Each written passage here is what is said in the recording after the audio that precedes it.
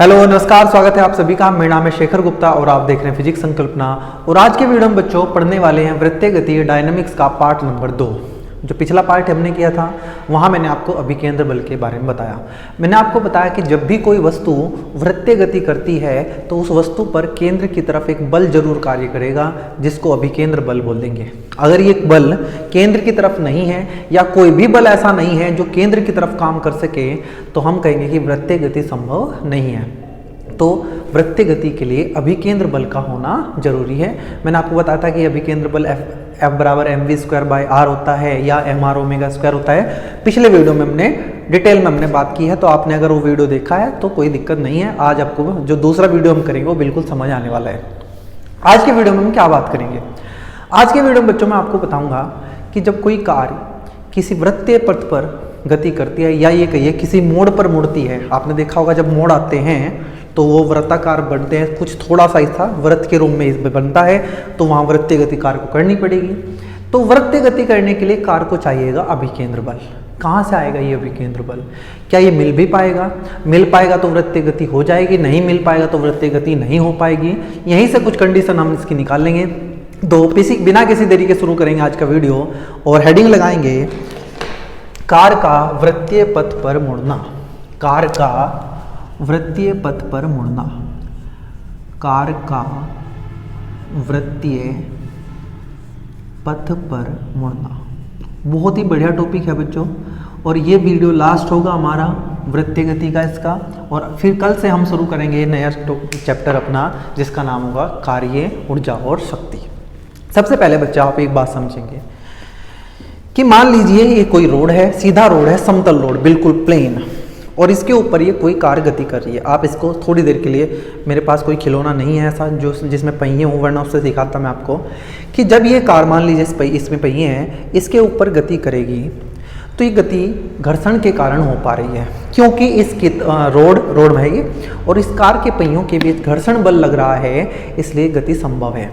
अगर इनके बीच घर्षण ना होता तो कार सड़क पे गति ना कर पाती। आपने देखा भी होगा बारिश के दिनों में कार फिसल जाती है, साइकिल फिसल जाती है, मोटरसाइकिल फिसल जाती है, क्योंकि बारिश होने की वजह से घर्षण बल कम हो जाता है। आपने कई बार देखा होगा जो कीचड़ की जगह है, जहाँ कीचड़ हुआ रहता है, वहाँ ट्रैक्टर ट्रॉली या कार के पहिए धंस जाते हैं और वहीं के वहीं स्लिप करते रहते हैं और गाड़ी आगे नहीं बढ़ पाती। क्यों नहीं बढ़ पाती? क्योंकि वहाँ घर्षण कम हो गया है और गति करने के लिए हमें आवश्यक घर्षण बल नहीं मिल पा रहा है। तो आपको ये बात पता चली कि जब ये कार सीधी सीधी गति कर रही है ऐसे इस रोड पर, तो सड़क के और कार के पहियों के बीच घर्षण बल काम कर रहा है। लेकिन बच्चों होता क्या है कि जब ये रोड कहीं मोड़ लेता है, टर्न लेता है, होता क्या है, कार को उस मोड़ पे वृत्तीय गति करनी पड़ेगी, वो वृत्त बनेगा। वृत्तीय गति के लिए कार को चाहिए अभिकेंद्र बल। अब अगर ये अभिकेंद्र बल मिल गया तो कार उस मोड़ पे मुड़ जाएगी। अगर अभिकेंद्र बल ना मिल पाया तो ये कार मुड़ नहीं पाएगी, उस मोड़ पे सीधा निकल जाएगी और कहीं गिर जाएगी, मुड़ नहीं पाएगी भाई। तो कहाँ से मिले ये अभिकेंद्र बल? तो मैं आपको बताता हूँ, पहले सुनना फिर समझाऊंगा कि क्या है वो चीज़। जब कार उस पथ पे गति कर रही है और मुड़ना चाहती है तो बच्चों ध्यान देना कि जब आप किसी मोड़ पे मुड़ोगे ना तो आप उस मोड़ के दूर की तरफ जाना चाहते हो। मान लो ये रास्ता है ऐसे और इस रास्ते का ये केंद्र है यहाँ कहीं, मैं बना के दिखाता हूँ एक बार। मान लीजिए ये रोड सीधा आ रहा था और अचानक से ये ऐसे मुड़ गया तो इसका केंद्र कहीं यहाँ होगा। तो जब ये कार यहाँ मुड़ना चाहेगी तो जड़त्व के कारण, आपने जड़त्व का नियम पढ़ा, कार अपनी स्थिति में होने वाले परिवर्तन का विरोध करेगी।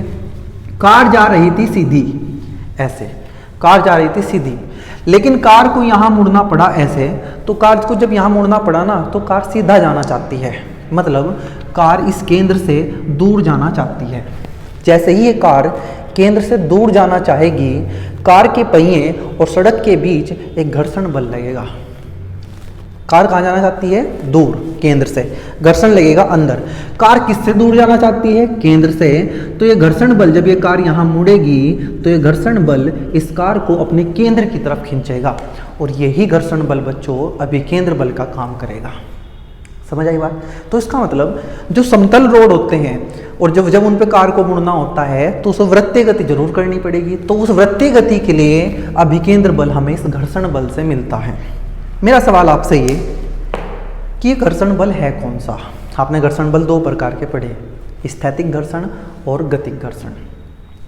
हो सकता है बच्चे ये सोचें कि कार चल रही है तो गतिक घर्षण होगा, तो बच्चों मैं आपको बता दूं यहाँ गतिक घर्षण नहीं है। पहली बात तो आप ये थोड़ा सा ही समझे कि जब कार इस सड़क पे चल रही है तो ये जो घर्षण लग रहा है ऐसे, इस समय कोई मतलब नहीं है।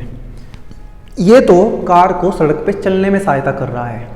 हमें उस घर्षण की बात करनी है जो इसको मुड़ने में सहायता करेगा, जो इसको वृत्तीय गति कराएगा। कब जब ये कार सीधा सीधा चल रही है और यहाँ जो घर्षण है वो बच्चों इसको चलने में सहायता कर रहा है, मुड़ने में सहायता नहीं कर रहा है।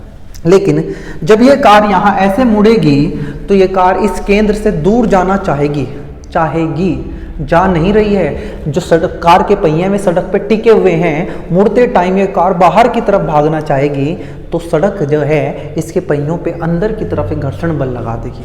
अब मुझे बताओ, अगर कार मुड़ते मुड़ते फिसल जाए तो बाहर जाके गिर जाएगी।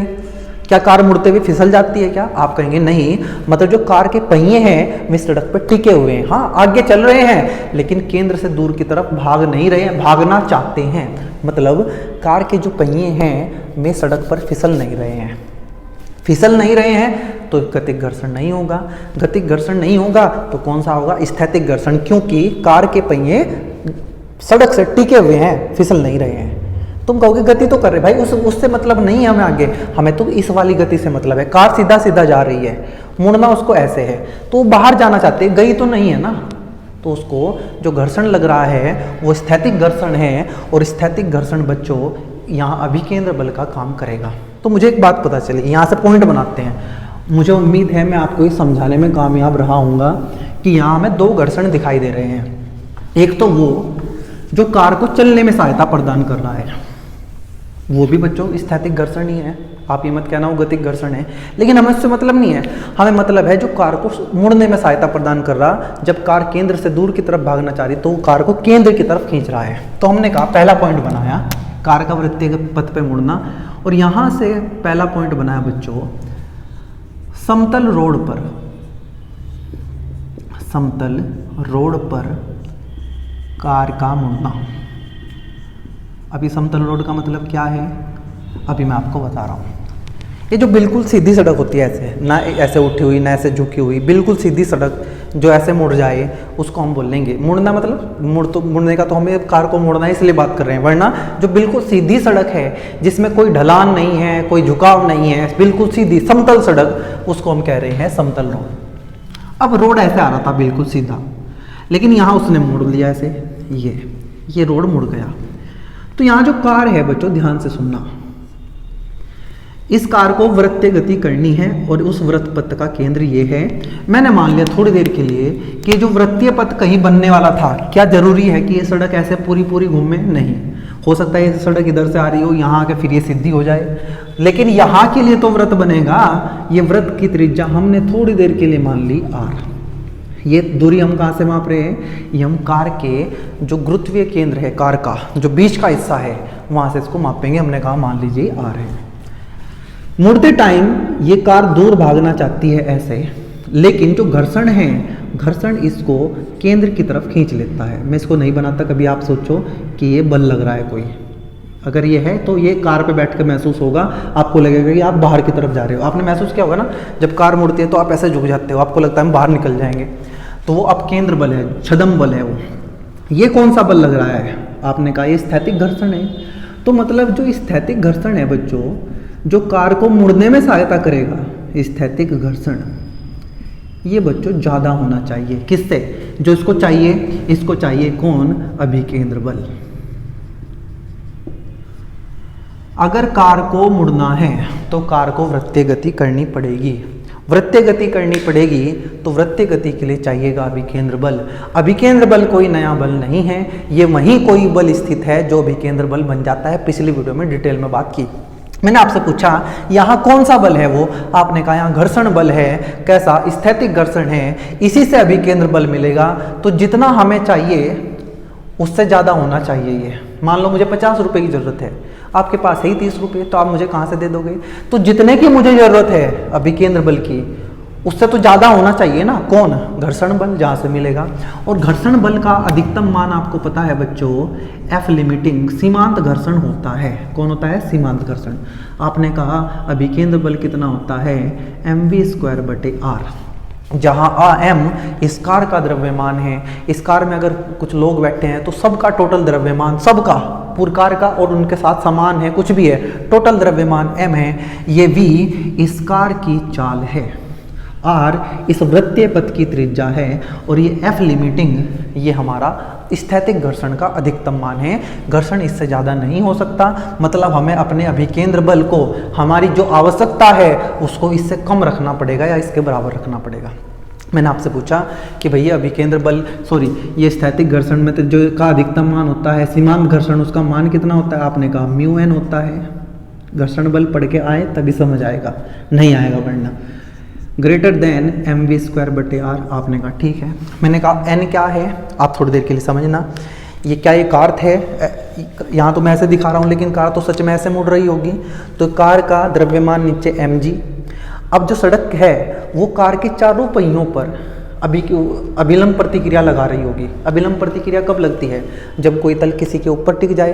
कार के चार पहिए पर इस सड़क पर टिके हुए हैं, तो सड़क ऊपर की तरफ इन सब पे अभिलंब प्रतिक्रिया लगाएगी।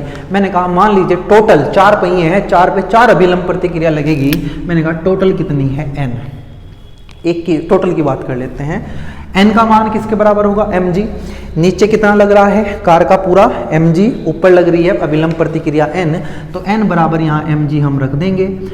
ग्रेटर देन mv²/r, m से गया m, तो यहाँ से जो μg आया ग्रेटर देन v²/r। यहाँ से अगर मैं v² निकालना चाहूँ तो v² छोटा होगा, देखो ये चिन्ह इसकी तरफ ही रहना चाहिए, यह आ जाएगा μrg, या ये कहिए कि v छोटा होना चाहिए √μrg से। अब आएगा मजा भाई, v या तो √μrg होना चाहिए या उससे कम होना चाहिए। तो क्या होगा, अगर बच्चों इस कार की स्पीड इससे कम रही तो कार आसानी से मुड़ जाएगी, क्योंकि उसको अभिकेंद्र बल मिल जाएगा। भाई अगर स्पीड कम हुई, सुनो, अगर ये v कम हुआ तो ये अभिकेंद्र बल भी कम हो जाएगा, क्योंकि अभिकेंद्र बल सीधा सीधा v पे डिपेंड कर रहा है। जितना कम v होगा उतना ही कम हमें अभिकेंद्र बल चाहिएगा, और हमें कहाँ से मिल जाएगा, वो घर्षण बल से, क्योंकि घर्षण बल ये वाला अपने आप को एडजस्ट कर लेता है। आपको 10 की ज़रूरत है ये 10 हो जाएगा, आपको 15 की ज़रूरत है ये 15 हो जाएगा, आपको 20 की ज़रूरत है ये 20 हो जाएगा। लेकिन इसका एक अधिकतम मान है, ये उससे ज़्यादा नहीं हो सकता। मान लो वो अधिकतम मान 50 है, आप अगर इतनी तेज़ गाड़ी चलाएंगे कि आपको 50 से ज़्यादा अभिकेंद्र बल चाहिए तो ये घर्षण बल नहीं दे पाएगा, और गाड़ी के साथ दुर्घटना होने की संभावना है। वो देखेंगे कैसे होगा। लेकिन अगर स्पीड √μrg से कम हुई तो गाड़ी को आराम से अभिकेंद्र मिल जाएगा घर्षण बल से, और गाड़ी आराम से मुड़ जाएगी, मतलब बिना किसी दुर्घटना के सुरक्षित रूप से मुड़ जाएगी। तो मैं अगर लिखना चाहूँ तो मैं ये कह सकता हूँ, अतः या आप इसके नीचे लिख लेना, सुरक्षित रूप से मुड़ने के लिए, सुरक्षित रूप से मुड़ने के लिए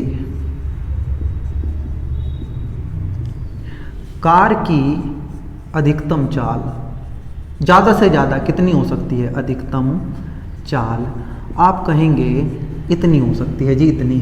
इससे कम हो कोई दिक्कत नहीं है, इससे ज़्यादा हुई तो दिक्कत है, कार फिसल सकती है, पलट सकती है, कुछ भी हो सकता है। अभी देखेंगे वो क्या होगा।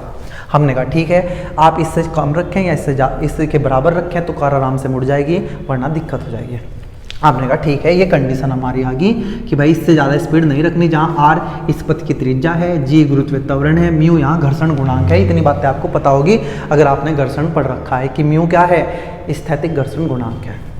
किसी बच्चे ने मुझसे पूछ लिया कि भैया कि अगर इस कार की स्पीड बढ़ा दी, इसका दिमाग खराब हो गया और उसने इससे ज़्यादा कर दी, यदि v का मान, इसको थोड़ा सा कर देता हूँ, इससे ज़्यादा हो जाए, तो आपने कहा इससे ज़्यादा होने का मतलब ये है, सुनना बहुत मज़ेदार चीज़ है, कि अगर ये v इस √μrg से ज़्यादा हुआ तो आप ये कहोगे कि इस v के ज़्यादा होने से इस कार को ज़्यादा अभिकेंद्र बल की ज़रूरत पड़ेगी। अभिकेंद्र बल मिल रहा है घर्षण से, और घर्षण इस v पर, ये जो v था इस पे अधिकतम हो चुका है। अब ये घर्षण बल खुद को नहीं बढ़ा सकता, कार वाले ने अपनी स्पीड बढ़ा दी है, उसको ज़्यादा अभिकेंद्र बल की ज़रूरत है, लेकिन घर्षण बल नहीं बढ़ पा रहा है। तो अब भाई घर्षण बल इसको खींच रहा था, अब घर्षण बल को लगेगा कि भाई मेरे तो बस का नहीं है, मैं तो उसको नहीं खींच पाऊंगा, तो गाड़ी दूर भागने लगेगी। आपने कहा ठीक है, होगा क्या?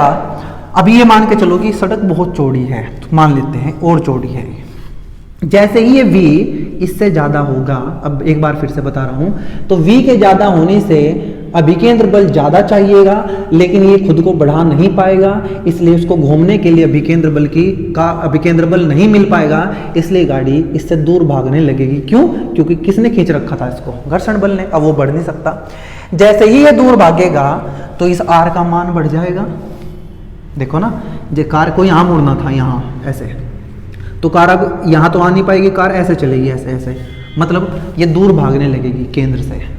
दूर भागने से क्या होगा, लिख देता हूँ, v के बढ़ने से, चाल के बढ़ने से अधिक अभिकेंद्र बल की जरूरत पड़ेगी। आपने कहा बिल्कुल। तो क्या होगा, अभिकेंद्र ज़्यादा चाहिएगा, घर्षण बल बढ़ नहीं पाएगा, घर्षण बल मैक्सिमम हो चुका है, अधिकतम हो चुका है, तो वो नहीं बढ़ पाएगा, अधिकतम हो चुका है। तो क्या होगा, गाड़ी दूर भागेगी, कार केंद्र से दूर जाने लगेगी। अभी मत सोचना बच्चों कि ऐसे जाएगी कि ये यहीं के यहीं एकदम से, नहीं, गाड़ी चल रही है ना, कहीं रुकी थोड़ी है, गाड़ी तो चल रही है, तो उसको जाना तो ऐसे था, लेकिन अब उसको खींचने वाला नहीं है, तो वो दूर से होता जाएगा। आप भी देखना, कभी आप तेज साइकिल चलाया, तेज मोटरसाइकिल चलाया, सामने एक मोड़ आ गया, तो आप ना दूर का रास्ता लेके मुड़ते हो, आपके कंट्रोल में नहीं रहता। क्यों रहता? इसलिए नहीं रहता क्योंकि घर्षण बल अभिकेंद्र बल दे ही नहीं पा रहा है, इसलिए उसको अपना दूर भागना पड़ेगा। दूर भागने से होगा क्या, भागने लगेगी, आर बढ़ जाएगा। आपने कहा बिल्कुल। और आर बढ़ जाने से बच्चों होगा क्या, फिर वापस लौटते हैं। इस आर के बढ़ जाने से अभिकेंद्र बल फिर से घट जाएगा। आपने कहा मुझे नहीं समझ आया। मैं कह रहा हूँ देखो, जब कोई चीज़ ऐसे लिखी है और नीचे वाली संख्या बढ़ जाए तो पूरी की पूरी चीज़ घट जाती है ना। अगर मैं आर का मान बढ़ाता जाऊँ तो ये पूरा चीज़ घटता जाएगा। मान लो मैं कहूँ 10/1 तो 10 है, 10/2 कितना होगा 5, 10/3 कितना होगा 3.3, 10/4 कितना होगा 2.5। मतलब नीचे की संख्या बढ़ाने पर ये चीज़ घटती जा रही है। तो जैसे जैसे ही गाड़ी दूर भागेगी आर बढ़ेगा और ये अभिकेंद्र बल कम हो जाएगा। कितना होता, मैंने आपको एग्जांपल बताया 50, ये घट बढ़ के 60 हो गया था, 60 इससे मिल नहीं पाया तो ये दूर भागने लगा, आर बढ़ गया। आर बढ़ने से बच्चों फिर से अभिकेंद्र बल घट जाएगा। आवश्यक अभिकेंद्र बल घट जाएगा। अब गाड़ी को लगेगा कि मुझे फिर से कम अभिकेंद्र बल चाहिए, जो कि मुझे इससे मिल रहा है। मान लो 60 से आने लगा था, ये तो 50 ही दे सकता है। दूर गई, रेडियस बढ़ी, अभिकेंद्र बल घट के फिर से 50 हो गया, घर्षण बल फिर उसको चलाने लगेगा। मतलब आपने देखा होगा कि जब आप बहुत तेज चलते हैं तो आप दूर को तो मुड़ जाते हैं लेकिन गिरते नहीं हैं। क्यों? क्योंकि सड़क है वहाँ तक, वहाँ फिर वो घर्षण बल आपको क्या कर लेगा, कंट्रोल कर लेगा। क्योंकि आपने अपनी रेडियस बढ़ा के, अपनी दूर जाके ना आपने अपनी त्रिज्या बढ़ा दी घूमने के लिए, जो पथ है, जिससे अभिकेंद्र बल फिर से कम हो गया। और वो हमें कहाँ से मिल गया? घर्षण बल से। लेकिन क्या हमेशा ऐसे होता रहेगा? आप कहोगे हमेशा ऐसा नहीं होगा, क्योंकि सड़क की भी तो एक लिमिट है। मान लीजिए वो घूमता घूमता यहाँ से पास किया और वो साथ साथ और स्पीड बढ़ाते जा रहा है, इस स्पीड बढ़ाता जाएगा, अभिकेंद्र बल बढ़ता जाएगा, जिससे वो दूर भागेगा, आर घटता जाएगा, फिर से अभिकेंद्र बल कम हो जाएगा। लेकिन आर भी तो एक लिमिट तक बढ़ सकता है। क्या कहीं हमेशा सड़क बढ़ती जाएगी क्या? सड़क यहाँ तक है, अब इसके बाद वो आर नहीं बढ़ पाएगा, मतलब अभिकेंद्र बल घट नहीं पाएगा और फिर हमें घर्षण से अभिकेंद्र बल मिल ही नहीं पाएगा। मुझे उम्मीद है आपको ये बात समझ आई, जो मैं बार बार बता रहा हूँ कि आर की एक लिमिट है, सड़क यहाँ तक है, तो आर इससे ज़्यादा तो नहीं बढ़ सकता। आर ज़्यादा नहीं बढ़ सकता तो अभिकेंद्र बल घट नहीं पाएगा। मतलब अगर लगातार वी बढ़ाते जाएं तो आप दूर भागते जाएंगे और एक टाइम आएगा कि आप सड़क से बाहर गिर जाएंगे और दुर्घटना हो जाएगी। तो सबसे पहली बात तो अगर आपको ये चाहिए कि आप आराम से मुड़ जाओ तो आपको अपनी स्पीड इतनी रखनी चाहिए √μ/g। अगर आपने स्पीड इससे ज़्यादा कर दी तो आपको अभिकेंद्र बल ज़्यादा चाहिएगा, जिससे आपको घर्षण बल से वो बल नहीं मिल पाएगा। क्यों? क्योंकि घर्षण बल पहले से अधिकतम हो गया है। अब आप क्या करेंगे, जब आपको घर्षण बल खींचेगा ही नहीं तो आप दूर भागने लगेंगे। दूर भागने से त्रिज्या बढ़ेगी, त्रिज्या बढ़ने से फिर से अभिकेंद्र बल कम हो जाएगा और आप फिर से संभल जाओगे। किसने संभाल लिया? घर्षण ने। लेकिन एक टाइम ऐसा आएगा कि आप लगातार अपनी स्पीड बढ़ा रहे हैं तो आर एक लिमिट तक बढ़ के उसके बाद नहीं बढ़ेगा, क्योंकि सड़क खत्म हो चुकी है और नीचे गिर जाएंगे आप। ठीक है, तो अच्छी तो यह है कि इतने से चलाओ, थोड़ी बढ़ भी गई तो इतना मत बढ़ाओ कि आप सड़क से ही बाहर गिर जाओ। ठीक है, ये है हमारा समतल रोड पर सड़क कार का मुड़ना। ये भी हो सकता है कि भैया अगर v का मान इससे कम हो जाए, तो आप कहोगे अगर v का मान कम हो रहा है तो मुझे अभिकेंद्र बल और कम चाहिएगा। अभिकेंद्र बल मिल कहाँ से रहा है? घर्षण बल से, और घर्षण बल है अपना सेल्फ एडजस्टिंग फोर्स। इसने पूछा कि मैं तुझे 50 तक चला सकता हूँ। घर्षण बल ने कार को कहा कि अगर तुझे 50 की जरूरत है मैं तुझे 50 दे दूंगा। जब देखो ये v बढ़ाया था अभी तो 60 हो गया था, तो इसने ये दे ही नहीं पाया। इसने कहा कि अगर अच्छा तुझे अगर चलना है तो तू अपनी रेडियस बढ़ा ले, दूर को घूम के आ। इसने कहा ठीक है, लेकिन उसकी एक लिमिट थी। अब कम वाली बात करते हैं, v कम होता जाएगा तो अभिकेंद्र बल भी कम चाहिएगा। ये कहेगा अच्छा 50 तक तो चला सकता हूँ, तुझे 30 चाहिए तो मैं 30 हो जाता हूँ। घर्षण बल अपने आप को एडजस्ट कर लेता है। इसका मतलब अगर आप इससे कम स्पीड पे चलाओगे ना तो कोई दिक्कत है नहीं, आप आराम से गाड़ी को मोड़ो, कोई दिक्कत नहीं है, आपको कोई दुर्घटना नहीं होगी। इतनी से चलाओगे तब भी तो कोई दुर्घटना नहीं होगी। इससे ज़्यादा चलाओगे फिर आपको दूर को घूम के आना पड़ेगा। इससे ज़्यादा और तेज चलाओगे तो शायद आप रोड से बाहर गिर जाओ। तो ये समतल रोड पर कार का मुड़ना था, मैंने आपको समझा दिया। लेकिन बच्चों इससे आगे भी बहुत सारी बात करनी है। होता क्या है कि कुछ जो हाईवेज होते हैं हमारे, वहाँ हमें गाड़ियों को बहुत तेज चलाना होता है, मतलब वहाँ हमें स्पीड इससे ज़्यादा रखनी होती है। अब अगर इससे ज़्यादा रखेंगे और रोड समतल हुआ तो फिर गाड़ी दुर्घटना हो जाएगी, एक्सीडेंट हो जाएगा भाई। इसलिए क्या किया जाता है, जो बड़े हाईवेज होते हैं जहाँ स्पीड बहुत ज़्यादा रखनी होती है, वहाँ समतल रोड ना बना के रोड को कुछ ऐसे उठा दिया जाता है। होगा क्या फ़ायदा वो भी देखेंगे। या पहाड़ी क्षेत्र जो हैं जहाँ बराबर में खाइयाँ होती हैं, जहाँ बहुत ज़्यादा रोड चौड़े रोड नहीं होते, वहाँ हमें पहले से ही रोड ऐसे झुके हुए मिलेंगे। ऐसे मान लो आपको गाड़ी को ऐसे मोड़ना है तो रोड ऐसा हो जाएगा, तो आप आसानी से ऐसे मुड़ जाएंगे। मान लो रोड ऐसे मुड़ना है तो रोड को ऐसे कर देंगे। ऐसी चीज़ को जस्ट रोड को ऐसे उठा देते हैं केंद्र की ओर, केंद्र ये है तो रोड को ऐसे उठा दिया जाएगा। इसको बैंकिंग ऑफ रोड बोलते हैं इंग्लिश में, या ये कहिए सड़कों का ढलान या सड़कों का झुकाव, जो भी हिंदी में बोलेंगे वो मैं आपको समझा दिया कि ऐसा करना पड़ता है। फ़ायदा क्या है वो समझते हैं हम, ठीक है। हेडिंग लगाएंगे, इंग्लिश में ही लगा लेना, कोई बात नहीं, एक आधा टॉपिक तो बैंकिंग ऑफ रोड्स, हिंदी में लिख लेना सड़कों का झुकाव या सड़कों का उठाव, जो भी आप लिखना चाहते हैं। मैं आपको बता रहा हूँ उसका कारण, तो आप वो अपने आप लिख लेना। पहले मैं हेडिंग लगा देता हूँ, वो मैं नहीं लिखवाऊंगा बच्चों, ठीक है, टाइम वेस्ट नहीं करेंगे। हेडिंग है सड़कों का झुकाव कि सड़कों का वृत्तीय केंद्र की ओर झुकाव या बैंकिंग ऑफ रोड्स। हेडिंग ये है हमारी, ये हमारा सेकंड टॉपिक है।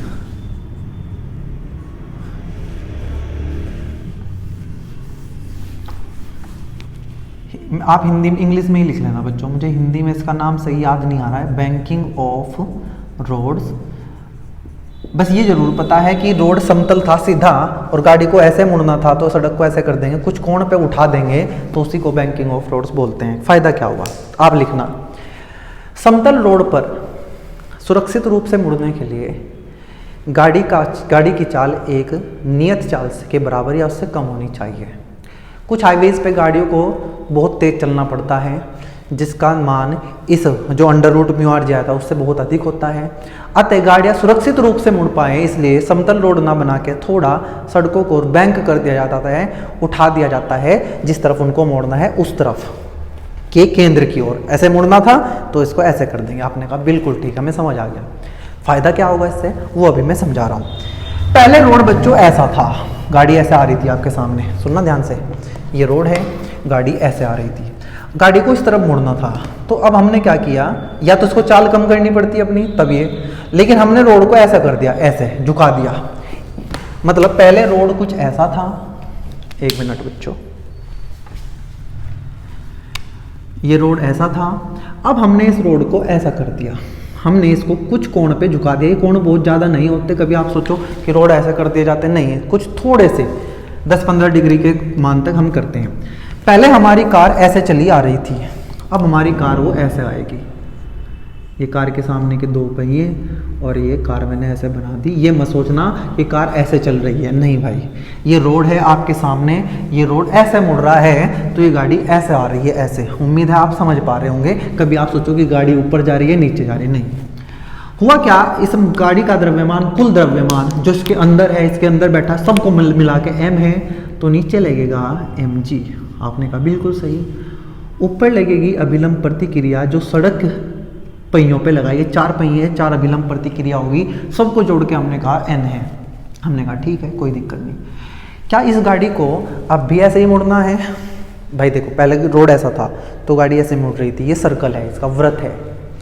अब क्योंकि रोड ऐसा हो गया तो गाड़ी ऐसा थोड़ी है कि नीचे सर्कल बनाएगी। पहले गाड़ी ऐसे घूम रही थी, घूमेगी अब भी, मतलब सर्कल वृत्त वहीं बनेगा। मतलब ये जो वृत्तीय पथ पे गति करेगी उसका केंद्र कहीं यहाँ होगा, ठीक है। ये उसकी त्रिज्या है। मैंने मान लिया ये r त्रिज्या का पथ है। भाई मैं पूरा नहीं बना सकता, 3D डायग्राम कैसे बनाऊं? ये ऐसे है, ऐसे, ठीक है। ये रोड ऐसे घूम रहा है, तो मैं अगर बना के दिखाना भी चाहूँ तो तुम्हें तो कुछ ऐसा हमें दिखेगा कि ये पथ ऐसा बनने वाला है, गाड़ी ऐसे घूम रही होगी, ठीक है। हाँ जी, आपने कहा ठीक है। अब ध्यान से देखो बच्चों, अगर मैं थोड़ा सा मैथ्स लगा के आपको बताऊं कि अगर ये थीटा है तो ये भी थीटा होगा। आप मुझसे पूछोगे कैसे, मैं आपको ज़रूर बताऊंगा कैसे, लेकिन पहले मुझे बता दो। अगर मैं पहले ही बता दूँ ये थीटा है तो क्या मुझे ये कह दोगे कि ये n कोस थीटा है? आप कहेंगे बिल्कुल जी। और ये है n साइन थीटा। सदिशों को तोड़ना आपको अच्छे से आता है, आपने सीख रखा है। हमने कहा ये थीटा, ये n है, तो ये n कोस थीटा और ये आएगा n साइन थीटा। अब मैं बता देता हूँ ये कैसे आया। मुझे एक बात बताओ, क्या ये ऐसे है? आपने कहा बिल्कुल ये ऐसे है। ये नीचे कितना mg, ये कितना थीटा, ये कितना 90, तो ये कितना 90 माइनस थीटा, ठीक है। ये कोण कितना, यहाँ नहीं बनाऊंगा, यहाँ बना के सीखा, 90 माइनस थीटा, तो ये कितना आप कहोगे ये थीटा है। अच्छा, ये कौन है भाई? ये ऐसे हमने बनाया, ये है हमारा ये टोटल कोण कितना है? ये अभिलंब है, अभिलंब हमेशा तल के साथ 90 कोण बनाता है, तो टोटल कोण कितना 90। ये 90, ये थीटा, तो ये कितना 90 माइनस थीटा। ये टोटल कोण कितना था 90, तो ये बचा हुआ कितना थीटा। ऐसे मैंने आपको बताया कि ये थीटा, ये 90, ये 90 माइनस थीटा, ये टोटल कोण कितना है 90, तो ये 90 माइनस थीटा, तो ये बचा हुआ थीटा। ये भी टोटल कोण कितना है 90, क्योंकि ये अभिलंब है और ये तल है, तो ये थीटा, तो ये 90 माइनस थीटा। ये कोण भी 90, तो ये थीटा। तो सीधा नहीं तुम्हें समझ आया? वैसे तो समझ आना चाहिए। नहीं आया तो अभी के लिए आप इतना ध्यान रख लें, बाद में बना के दिख लेना कि ये थीटा है तो ये भी थीटा होगा, और ये n कोस थीटा, ये n साइन थीटा। किसी के दिमाग में आ सकता है कि भैया आज तक आप ये कराते आए कि mg होता है तो ये mg कोस थीटा और ये mg साइन थीटा। बिल्कुल मैं आज तक यही कराता है, लेकिन पिछले वीडियो में मैंने आपको अच्छे से समझाया कि जितने भी बल वस्तु पे लग रहे हैं, इस कार पे जितने बल लगे हैं, या तो हमें त्रिज्या के अनुदिश होने चाहिए। क्या ये त्रिज्या है? आप कहेंगे नहीं, त्रिज्या ये है, इसलिए mg को तोड़ने का कोई फायदा नहीं है, वरना mg कोस थीटा ही आता है, mg साइन थीटा ही आता है। इसलिए हमने किसको तोड़ा? n को। n कोस थीटा त्रिज्या के लंबवत है, n साइन थीटा त्रिज्या की दिशा में है। आपने कहा बहुत बढ़िया, कोई दिक्कत नहीं है। हमने कहा देखो अब ध्यान से, अगर मैं कहूँ कि n कोस थीटा किसके इक्वल है, क्या कार उठ के ऊपर चली गई? आप कहेंगे नहीं जी, कार तो ऐसे दौड़ रही है, ऊपर का बल बराबर नीचे का बल, n कोस थीटा बराबर mg। समीकरण क्या ही देना इसको, ठीक है। अच्छा मुझे बताओ, ये n साइन थीटा कहाँ लग रहा है? केंद्र की तरफ। आपने देखा जी बिल्कुल केंद्र की तरफ लग रहा है, और यही n साइन थीटा कार को घूमने के लिए अभिकेंद्र बल की जरूरत को पूरा करेगा। भाई कार को वृत्तीय पथ पे घूमना है, उसको अभिकेंद्र बल की जरूरत है, इसीलिए उसको कहीं ना कहीं से अभिकेंद्र बल चाहिए, और वो अभिकेंद्र बल n साइन थीटा दे रहा है। आपने कहा ठीक, तो n साइन थीटा अभिकेंद्र बल के बराबर हो जाएगा mv²/r। n कोस थीटा बराबर mg। दोनों को जब मैंने भाग किया, n से n गया तो साइन थीटा बटे कोस थीटा आ जाएगा tan थीटा। m से गया m, ऊपर बचा बच्चों v² और r के साथ आया g, तो आ जाएगा v²/rg। यहाँ से आपको वो v दे के त्रिज्या दे के पूछ लेगा कितने कोण पे झुकाना चाहिए थीटा को, मतलब सड़क को। वो बोल देगा कि अगर किसी रोड पे मुझे 60 किलोमीटर प्रति घंटा की स्पीड से गाड़ी को मोड़ना है और त्रिज्या 20 मीटर या 25 मीटर जो भी है, तो बताओ थीटा कितना होना चाहिए। तो यहाँ v का मान डाल लेंगे, r का मान, g का मान 10 या 9.8 रख के जो भी आएगा आप यहाँ से रख देंगे। बाद में कोशिश करूँगा मैं क्वेश्चन करा दूँ, लेकिन अगर मैं ना भी करा पाया तो आप क्वेश्चन को पढ़ के आसानी से कर पाओगे कि थीटा कितना होना चाहिए। यहाँ से हम वी स्क्वायर भी निकाल सकते हैं कि वी स्क्वायर का मान यहाँ होगा आर जी टेन थीटा, या ये कहिए कि वी का मान होगा under root R G tan theta. मतलब अगर ये कहा आ गया कि भाई इतने कोण पे सड़क को उठाया गया है, त्रिज्या इतनी है, तो बताओ v कितना होगा, तो आप लगा देंगे under root R G tan theta. एक बात और, अगर मैं थोड़ा सा इसको पीछे लेके जाऊं तो मैं ये भी कह सकता हूं कि इस कार को जो घूमने के लिए अभिकेंद्र बल चाहिए वो मिल कहां से रहा है, वो मिल रहा है एन साइन थीटा से। अभी आप पीछे बोल रहे थे, मैं बोल रहा था कि वो अभिकेंद्र बल घर्षण बल से मिल रहा है। हमने इस रोड को उठा के उस घर्षण बल को ही खत्म कर दिया, हमने पिक्चर से निकाल दिया कि घर्षण बल भाई तेरी जरूरत नहीं है, तो थोड़ी देर में आना, अभी जो हमारी जरूरत है हम वो एन साइन थीटा से पूरी कर लेंगे। पिछली बार एन साइन थीटा अभिकेंद्र बल नहीं बन पा रहा था, वो सीधा ऐसे था, केंद्र की तरफ था ही नहीं। अब एन ऐसे जैसे ही हुआ, हमने एन के दो हिस्से किए, N sign theta, N cos theta, ये एन साइन थीटा केंद्र की तरफ लगना शुरू हुआ, ये एन साइन थीटा में अभिकेंद्र बल दे के जाएगा। लेकिन देगा तो तभी जब ये एन साइन थीटा हमारी जरूरत से ज़्यादा होगा। हमारी जरूरत कितने की है, एम वी स्क्वायर बटे आर की। मिल कहाँ से रहा, एन साइन थीटा से, तो हम कई बार इसको ऐसे लिख देते हैं कि जो जहाँ से हमें मिलेगा वो ज़्यादा होना चाहिए हमारी ज़रूरत से।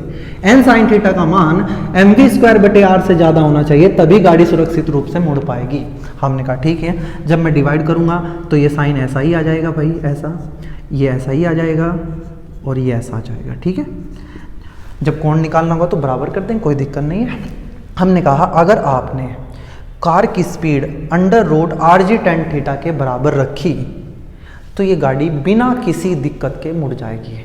बनाते हैं, यदि पहला पॉइंट v का मान बराबर है किसके, under root R G tan theta के, तो मैंने कहा कि कार सुरक्षित रूप से मुड़ जाएगी, कोई दिक्कत नहीं आएगी, कार बाहर नहीं भागेगी, क्योंकि उसको अभिकेंद्र बल मिल रहा है कहाँ से, एन साइन थीटा से।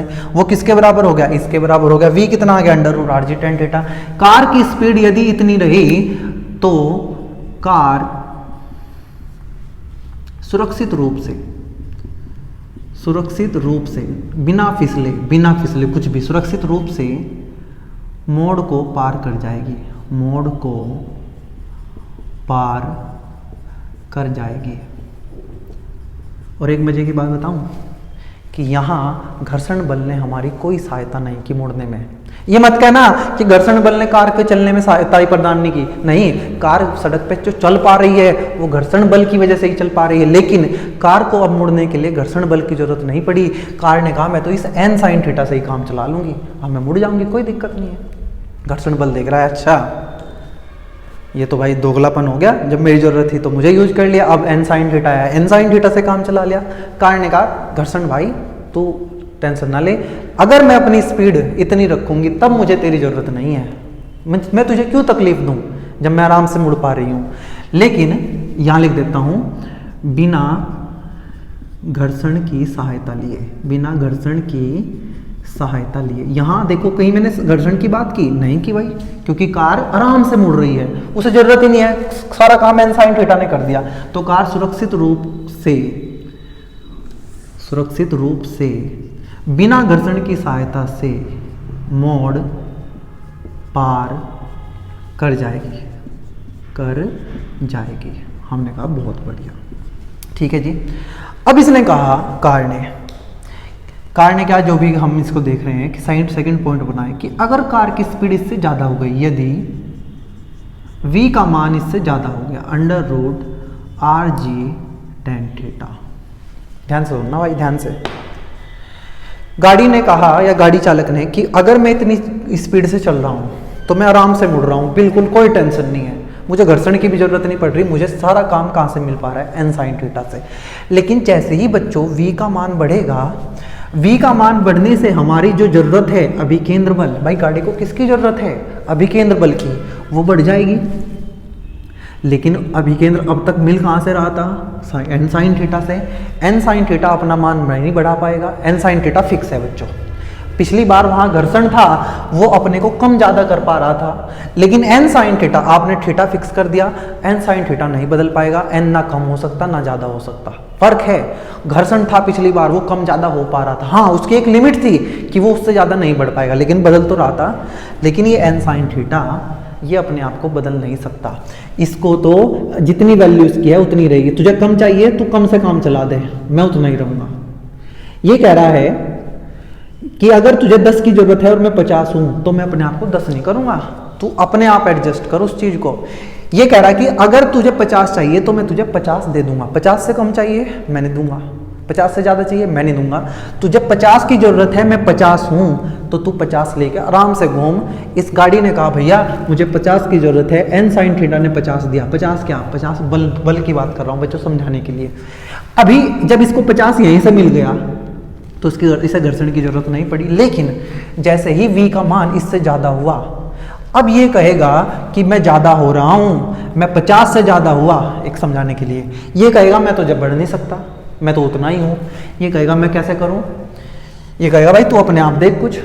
तो एक काम, ये इसको लगेगा गाड़ी को, तो भाई फिर मुझे तो खींचने वाला कोई रहा नहीं। खींच कौन रहा है केंद्र की तरफ, एन साइन थीटा।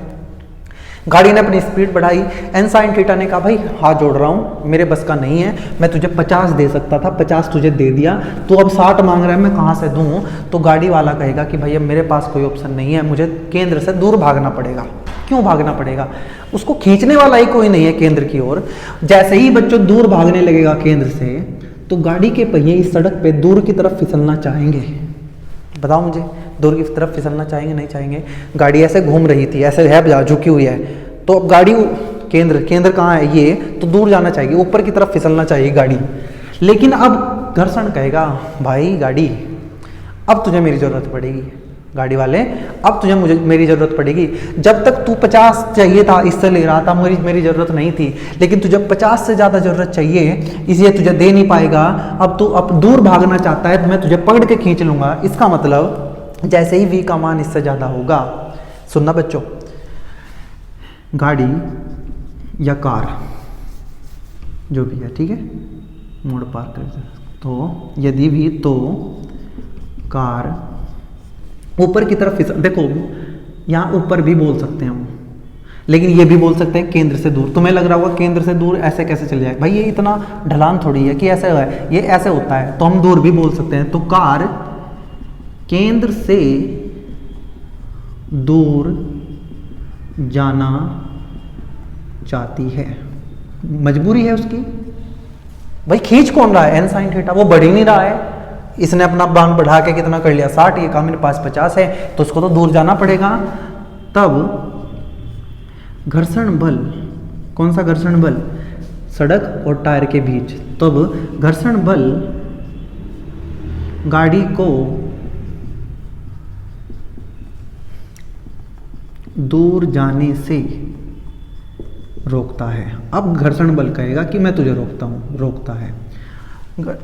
गाड़ी जाना कहाँ चाहती है, गाड़ी जाना चाहती है ऊपर, मतलब ऐसे, तो घर्षण लगेगा ऐसे। तुम्हें पता है ना, अगर वस्तु ऐसे फिसलना चाह रही है तो घर्षण बल उसके विपरीत दिशा में लगेगा। ये कौन सा घर्षण बल है, स्थैतिक घर्षण है बच्चों। क्या है ये, स्थैतिक घर्षण। अब आप v बढ़ाते जाओ, आपने स्पीड बढ़ा रखी है और v बढ़ता जाएगा, ये बढ़ता जाएगा, यहाँ से इसको मिल नहीं रहा है। घर्षण कहेगा कोई बात नहीं, तू बढ़ा, तू तेज चला जितना चलाना है, मैं तुझे रोकूंगा। लेकिन इसकी भी तो एक औकात है, ये भी तो उससे ज़्यादा पे नहीं जा सकता। मतलब आप v भी अब एक लिमिट तक ही बढ़ा सकते हैं। तो मुझसे अब ये पूछा गया, वो v का अधिकतम मान बताओ, ये तो है ही जहाँ सुरक्षित रूप से मुड़ जाए।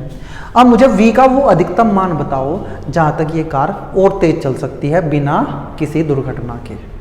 यहाँ भी बिना दुर्घटना के चल रही है, लेकिन यहाँ गाड़ी फिसलना भी नहीं चाहती बाहर, यहाँ घर्षण बल की जरूरत ही नहीं है। लेकिन अगर आपने स्पीड इससे ज़्यादा कर दी है तो अब अभिकेंद्र बल ज़्यादा चाहिए, एन साइन थीटा नहीं दे पा रहा है, गाड़ी दूर भागना चाहती है, घर्षण बल पकड़ के खींचेगा, लेकिन वी लगातार बढ़ाते रहने से इसको भी ज़्यादा होना पड़ेगा और इसकी भी एक लिमिट है। तब सुरक्षित रूप से मुड़ने के लिए, सुनते रहना, सुरक्षित रूप से मुड़ने के लिए, यह हेडिंग लगा रहा हूँ मैं आपके लिए, मुड़ने के लिए कार की अधिकतम चाल अगर उससे ज़्यादा हो गई फिर नहीं मुड़ पाएगी, फिर तो फिसल जाएगी भाई। ठीक है, आपने कहा ठीक है निकालते हैं। हमने कहा मान लेते हैं उस v का मान v मैक्सिमम है, मतलब ये v मैक्सिमम से चल रहा है। जब v मैक्सिमम से चल रहा है तो एक केंद्र की तरफ इसको हटा दो भाई बच्चों को, इसकी ज़रूरत नहीं है मुझे, अब ये तो मैंने कर दिया। अब हमने कहा इसकी बात कर रहे हैं अभी कि इसको घूमने के लिए घर्षण बल चाहिए। आपने कहा नीचे कौन लग रहा है, F। अब मुझे एक बात बताना आप, अगर ये कोण थीटा है तो ये भी तो कोण होगा थीटा।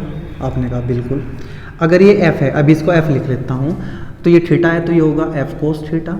आपने कहा बिल्कुल। और ये नीचे की तरफ बनेगा F साइन थीटा। भाई देखो, अगर तुम्हें इसमें भी दिक्कत आ रही है इसका मतलब आपने पहले अच्छे से नहीं पढ़ा।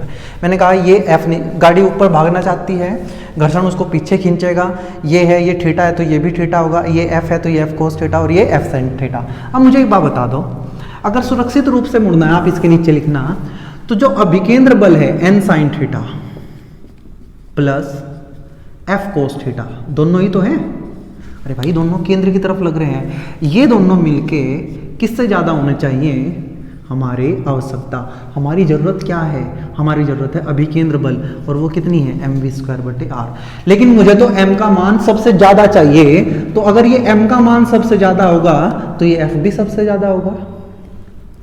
v मैक्सिमम के लिए, v मैक्सिमम के लिए हमारा f भी क्या हो जाएगा, f मैक्सिमम। भाई n नहीं चेंज हो सकता, थीटा नहीं चेंज हो सकता, सड़क बना दी है, अब हमें यही तो चेंज कर सकते, हमें v बढ़ाते जा रहे, f भी बढ़ता गया। f कहाँ तक बढ़ सकता है, f लिमिटिंग तक। कहाँ तक बढ़ सकता है, f लिमिटिंग तक। v का मान v मैक्सिमम हो गया, इस इक्वेशन में डाल लेंगे n sign theta plus f की जगह डाल लेंगे f लिमिटिंग। अब ये हो जाएगा कोस थीटा, अब बढ़ा नहीं रहेगा, अब तो बराबर हो जाएगा किससे, इससे तो ज़्यादा हो ही नहीं सकता, और ये हो जाएगा m v मैक्सिमम का स्क्वायर/r। अब मुझे v मैक्सिमम निकालना है बच्चों, ठीक है। आपने कहा अब तो निकाल देंगे हम। बताओ भाई मुझे, ऊपर देखना, ऊपर इक्वेशन बना देता हूँ यहाँ एक और, ऊपर है n कोस थीटा, ये ऊपर और कोई बल नहीं है, नीचे है f साइन थीटा बराबर mg। तो n कोस थीटा किसके बराबर आ गया, f sign theta plus mg। ध्यान से देखो, ऊपर है n कोस थीटा, नीचे है f साइन थीटा mg। जब ये बराबर था तो यहाँ घर्षण था ही नहीं, तो घर्षण का कोई कंपोनेंट आया नहीं था, घटक नहीं आया था। अब n कोस थीटा का मान f sign theta plus mg के बराबर है, वैल्यू डाल लो यहाँ, यह आ जाएगा बच्चों आपका n sine theta. f limiting क्या होता है, घर्षण बल, आप कहोगे म्यू n, कितना, म्यू n, तो यहाँ से इसको लिखा म्यू n, और यह आ जाएगा कोस थीटा बराबर mv मैक्सिमम का स्क्वायर/r। ठीक है। अब बच्चों हमें क्या करना है, इस v मैक्सिमम की वैल्यू निकालनी है। वैल्यू डाल लो n साइन थीटा, ये आ जाएगा म्यू n कोस थीटा बराबर mv स्क्वायर मैक्सिमम का स्क्वायर/r। हमें इस v मैक्सिमम के स्क्वायर की वैल्यू निकालनी है। बच्चों मैं इसको ना थोड़ा सा हटा रहा हूँ, इस मुझे कैलकुलेशन करनी है इसको यहाँ से, ठीक है। इसको अब आपने डायग्राम बना लिया होगा तो क्लियर है इतनी बात। तो यहाँ से ही आ जाएगा बच्चों n कोस थीटा, इसे इधर ले आओ, माइनस f साइन थीटा बराबर mg। इसको समीकरण 1 बोल देंगे इसके लिए। और ये देखो ये बन रहा है n sign theta plus mu n cos theta बराबर m v मैक्सिमम स्क्वायर/r। इसको बोल दिया समीकरण नंबर 2। मुझे हटाना ही पड़ेगा भाई ये इधर से भी, ठीक है। आप लिखते जाना, उम्मीद है आपको ये समझ तो आ ही रहा होगा, ठीक है। अच्छा जी, समीकरण 2 को डिवाइड करो 1 से, 2 को भाग करो 1 से। बच्चों बढ़िया टॉपिक है, थोड़ा मुश्किल है इसलिए थोड़ा सा टाइम आपको लगेगा। n sign theta plus mu n cos theta भाग करा बच्चों हमने 1 से, एक समीकरण है n कोस theta minus F sine theta बराबर, यहाँ है एम वी मैक्सिमम का स्क्वायर बटे आर, और इसको डिवाइड करना है एम जी से। उम्मीद है ये डिवाइड करना आपको आता होगा। एम से गया एम, यहाँ से देखो ये बना N sign theta plus mu N cos theta, और यहाँ N cos theta minus F sine theta.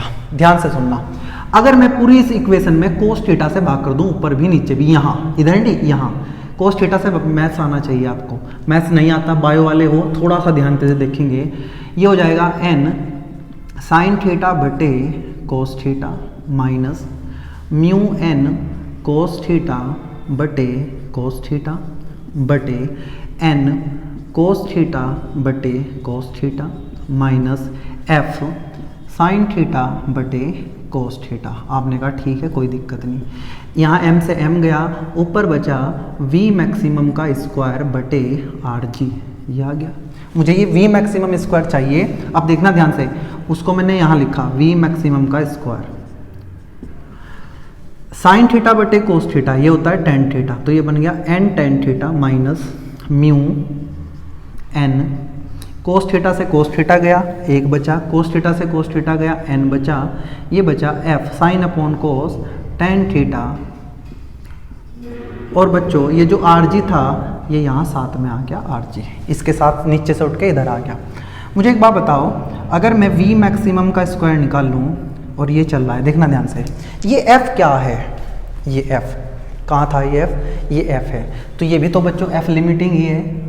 अरे भाई जब मैंने सारी बात यहाँ की कर रहा हूँ, जब v अधिक से अधिक है तो ये f भी तो सबसे ज़्यादा होगा, तो ये f लिमिटिंग है, तो मुझे तो ये यहीं कर देना चाहिए था। कहाँ लिखा था मैंने f लिमिटिंग, यहीं इसकी वैल्यू डाल देता मैं, कितनी n कोस थीटा माइनस f लिमिटिंग का मान होता है म्यू n, कितना होता है म्यू n, और यह आ जाएगा साइन थीटा बराबर mg। इसको बनाते बच्चों समीकरण नंबर 1, थोड़ा सा कर लेना करेक्शन, ठीक है। थोड़ा मुझे भी नहीं पता चलता ना कहाँ कैसे करना है, तो बीच में पता चला कि अच्छा ये डाल दो। अब जब हमने डिवाइड किया 201 को, तो इस f की जगह इसको क्या ही लिखेंगे हम, म्यू n, क्या लिखेंगे म्यू n, यहाँ आएगा नीचे f की जगह म्यू n, इस f की जगह कितना आएगा म्यू n। अब ध्यान से देखो, यहाँ भी हमें थोड़ा सा 1 मिनट बस, देखो n है n है n है n है, ऊपर से n कॉमन लो, नीचे से n कॉमन लो, ऊपर भी कर सकते थे, ऊपर ही करके यहाँ लिखने की ज़रूरत नहीं है। n हट गया हमारा, यहाँ से n जाएगा तो ये बचेगा 1 माइनस, क्योंकि n था ना यहाँ, ये n गया, कोस से कोस गया, 1 बचा, यहाँ बचेगा म्यू, और ये बचा टेन थीटा, तो v मैक्सिमम आ जाएगा बच्चों। अब ध्यान से सुनना, स्क्वायर उधर जाके बनेगा under root tan theta minus mu बटे 1 माइनस म्यू टेन थीटा, और साथ में आएगा आर जी। ये उस v का अधिकतम मान है जिससे हम घर्षण के होते हुए, क्या घर्षण के होते हुए गाड़ी को अधिकतम चाल पे चला सकते हैं। गाड़ी ना बाहर जाएगी ना अंदर आएगी, घूमती रहेगी, लेकिन घर्षण पैदा होगा टायरों के भी। अगर सिर्फ उतने पे चलाते under root R G tan theta पे, तब घर्षण पैदा ना होता, जो वो हमने पहला केस बनाया था। ये सेकंड केस है, वी मैक्सिमम हमने निकाल लिया। बच्चों कुछ बुक्स में क्या करते हैं, इस म्यू को टेन अल्फा लिख देते हैं। बता रहा हूँ आपको करने की ज़रूरत नहीं, लेकिन जब आप जेई मेंस एडवांस के लेवल पे पहुँचते हैं तो यहाँ म्यू को ना क्या लिख देते हैं, टेन अल्फा। तो ये बन जाता है फॉर्मूला अंदर ten theta minus tan alpha, mu की जगह टेन अल्फा लिखा अपॉन 1 माइनस म्यू की जगह लिखा टेन अल्फा, साथ में टेन थीटा। तो आपको अगर बताओ मैथ्स में ये फॉर्मूला, भाई माइनस नहीं है दोनों जगह, एक जगह ये प्लस होगा, कहाँ गलती कर दी, ये प्लस है भाई, ये प्लस है, ये प्लस है, ये मैंने यहाँ गलती से माइनस लिख रखा है। यहाँ बनेगा प्लस, यहाँ बनेगा प्लस, यहाँ बनेगा प्लस, यहाँ बनेगा प्लस। अब ये फॉर्मूला बना tan A plus tan B upon 1 minus tan A tan B. तो क्या इसका फॉर्मूला होता है ये टेन ए प्लस बी का, तो ये जाएगा टेन थीटा प्लस अल्फा। तो कई जगह अगर आपको ये दिख रहा है तो लिख लेना, वरना मेरे सुने हुए लिख लेना अंडर रूट क्या बनाइए, tan theta plus alpha into R जी, ये फॉर्मूला बनेगा। ध्यान से देखो, दिख रहा है क्या, हाँ बिल्कुल दिख रहा भाई। जहाँ ये जो अल्फ़ा है, ये अल्फ़ा, इस देखो यहाँ से म्यू को हमने क्या लिखा था, म्यू को हमने लिख रखा है बच्चों tan अल्फ़ा, तो यहाँ से अल्फ़ा जो आएगा वो आएगा tan इनवर्स म्यू। आपको ज़्यादा करने की ज़रूरत नहीं है, आप यहाँ भी रोक सकते हैं न्यूमेरिकल जब करोगे। वैसे तो मैं बता दूँ, मतलब आपके स्कूल के एग्ज़ाम में या किताबों में यहाँ से क्वेश्चन मुश्किल ही मिलेगा। वही जो अभी तक पहला किया था ना, जहाँ घर्षण नहीं था, under root RG tan theta, वहीं से काम चल जाएगा। ये तो मैं नीट और आपको मेन JEE मेंस और एडवांस के लिए बता रहा हूँ, आप उसके लिए कर सकते हैं, ठीक है। हमने कहा ये ठीक है। अब बात करते हैं बच्चों स्थिति नंबर 3 की। ये दूसरी स्थिति में हमने किया था, ठीक है। इसको हटा रहा हूँ मैं।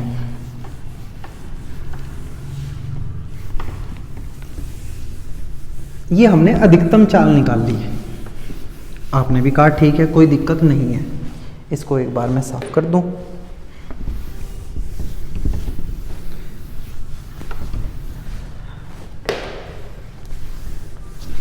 अब आप एक बार मुझे ये बताएं, जब घर्षण नहीं था तब की इक्वेशन कर लोगे ना इतना।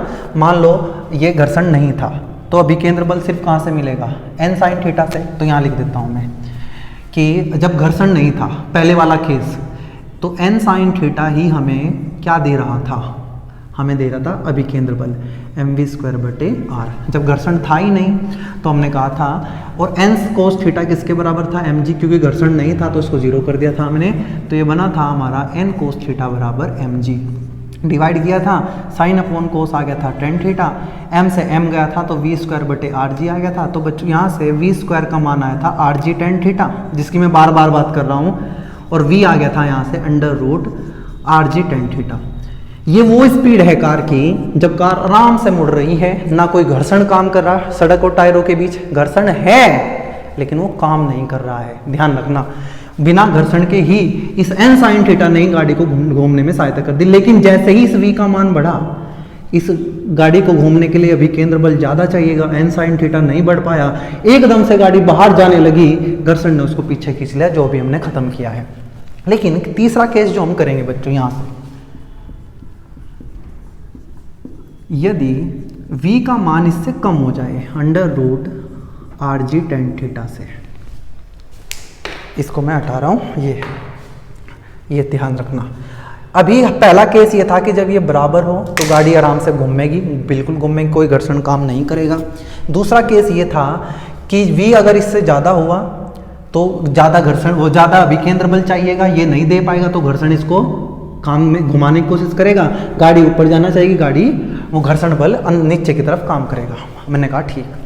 लेकिन बच्चों अगर v का मान rg tan theta under root वाले से कम हो जाए, आपने कहा अगर v कम हो गया, v कम होने से इस गाड़ी को घूमने के लिए अभिकेंद्र बल कम चाहिएगा। मेरी बात से सहमत हो या नहीं हो? आपने कहा बिल्कुल। अगर v कम हो गया तो अब इसको अभिकेंद्र बल कम चाहिएगा, लेकिन ये साइन थीटा ये कहेगा कि भाई मैं तो फिक्स हूँ, वो घर्षण है जो तेरे हिसाब से काम करता है, तो बढ़ जाता है तो बढ़ जाता है, घट जाता है तो घट जाता है। लेकिन n sin थीटा कहेगा कि मैं तो फिक्स हूँ, मेरे वैल्यू, वो एग्जांपल मैंने आपको दिया था 50, तो तू 50 है तो घूम जा, ज़्यादा है तो घर्षण से सहायता ले, कम है तो भी घर्षण से सहायता ले। जैसे ही v का मान इससे कम होगा, अभिकेंद्र बल की जरूरत कम पड़ेगी, लेकिन ये n sin थीटा कम नहीं होगा, और n sin थीटा इसको पकड़ के केंद्र की तरफ खींचेगा। नहीं आई बात समझ? मैंने अभी कहा, सुनो ध्यान से। या तो हो सकता है आपको ये लगे कि मैं कितनी बार बताता हूँ चीज़ों को, लेकिन मैं चाहता हूँ कि बस आप एक बार देखो और दोबारा देखने की जरूरत ना पड़े, इसलिए मैं दूसरे केस की बात करते हैं जब v का मान इससे ज़्यादा था। चलो v जब इतना है तब क्या है, तब गाड़ी को जितना भी केंद्र बल चाहिए वो n sin थीटा से मिल रहा है, घर्षण को जरूरत ही नहीं है, ठीक है। लेकिन जब v का मान इससे ज़्यादा हुआ, दूसरा केस, तो ये ज़्यादा हो गया, ये बढ़ नहीं पाया, ये कहाँ खींच रहा है, केंद्र की तरफ, ये कम रह गया, ये ज़्यादा होने लगा, चाहिए ज़्यादा था, ये ज़्यादा नहीं हुआ, ये ज़्यादा चाहिए है, ये खुद थोड़ा ही हो सकता है, ये तो हमें यहाँ से मिल रहा है, तो ये गाड़ी को नहीं खींच पाया n sin थीटा, गाड़ी बाहर जाने लगी, तो घर्षण ने इसको पीछे पकड़ के खींचा, ये हमने किया। अब क्या हो रहा है, अब v का मान इससे कम हो गया, v का मान इससे कम हुआ, अभिकेंद्र बल कम होना चाहता है, n sin थीटा फिक्स है, अभिकेंद्र बल कह रहा है कि भाई तू कम हो जा, n sin थीटा कह रहा है मैं नहीं कम होऊंगा। n sin थीटा ज़्यादा हो गया तो n sin थीटा अब कार को अपने केंद्र की तरफ खींचेगा। अब गाड़ी उठ के ऐसे तो नहीं आ सकती, वो तो भाई सड़क पे ही चलेगी, तो सड़क नीचे की तरफ गति करने लगती, फिसलना चाहती है। तो यहाँ से लिखेंगे, अतः बच्चों मैं जो बोलता हूँ वो लिख लिया करो कि v के कम होने से अभी केंद्र बल कम चाहिएगा, लेकिन n साइन थीटा फिक्स है, वो कम नहीं हो पाएगा, इसलिए n साइन थीटा कार को अपने केंद्र की तरफ, वृत्तीय पथ के केंद्र की तरफ खींचेगा, मतलब गाड़ी नीचे की ओर फिसलना चाहेगी। अतः कार इस पे सड़क पर, अब यहाँ नीचे की तरफ कर लूँ, मैं समझ रहा हूँ सड़क ऐसे होती है तो उसमें ऊपर नीचे कुछ नहीं होता, लेकिन ऐसे थोड़ा सा है तो उसे ऊपर मान ले, इसे नीचे मान ले।